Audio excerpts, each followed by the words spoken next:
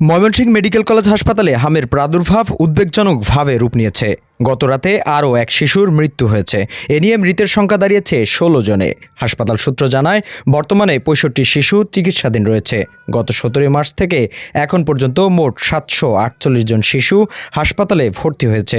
এর মধ্যে সুস্থ হয়ে বাড়ি ফিরেছে ৬৬৭ জন। সর্বশেষ মারা যাওয়া শিশুটি ময়মনসিংহের ত্রিশাল উপজেলার। ১০ মাস বয়সী এই শিশুটি গত ১৮ এপ্রিল হাসপাতালে ভর্তি হয়।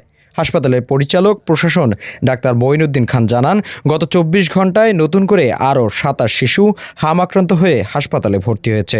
পরিস্থিতি নিয়ন্ত্রণে রাখতে হাসপাতাল কর্তৃপক্ষ ৩টি মেডিকেল টিম গঠন করেছে। পাশাপাশি শিশু ওয়ার্ডে চালু করা হয়েছে ১০ শয্যার বিশেষ হাম কর্নার।